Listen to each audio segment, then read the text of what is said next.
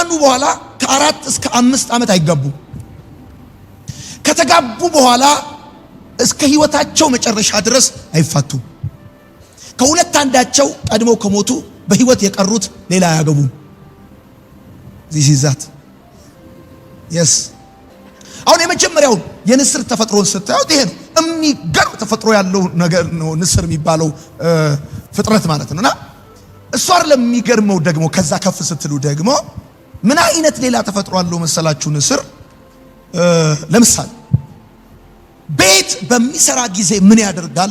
በጣም በትላልቅ ዛፎች ወይም በዋሻዎች ላይ ይሰራና ሲሰራ እንደዚህ ያደርጋል። ጠንካራ እንጨት ይረበርብና ጠንካራ እንጨት ይረበርብና በእንጨቱ ላይ እሾክ ወይም አጥንት ይሰካና በዛ በእሾኩ ላይ ደግሞ ሳር ወይም ላባ ይጎዘጉዛል።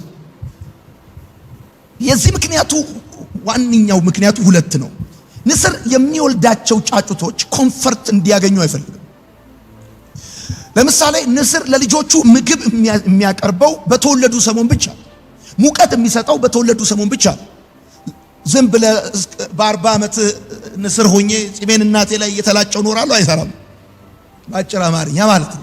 እና በተወለደ ወቅት በተወለዱ ወራት ለልጆቻቸው ሙቀት ይሰጣሉ፣ ምግብ ይሰጣሉ፣ እንዲጠናክ በደንብ እንዲንቀሳቀሱ ማለት ነው። ስለዚህ ቤቱን ሲሰራ ንስር ሞር ኦፍ ኮምፎርታብል እንዲሆን አይፈልግም። የሚሰራው በጠንካራ እንጨት እሾክ ያደርግበታል።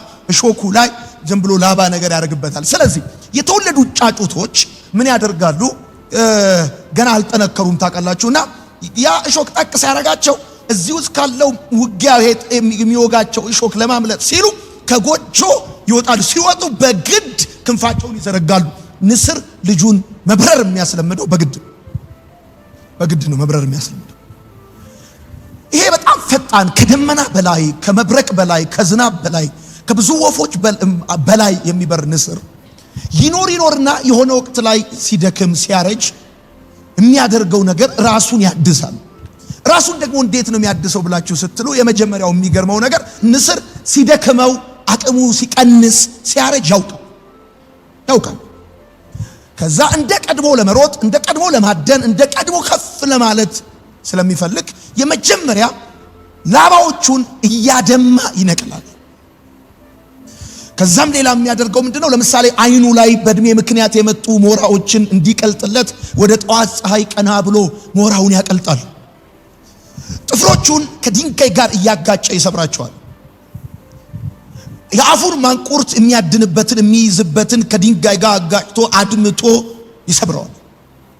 ይሄ አሁን ያረጀው ከሱ ጋር ብዙ ጊዜ የኖረው ነገር እንዲራገፍ በአዲስ እንዲተካ ይፈልጋል።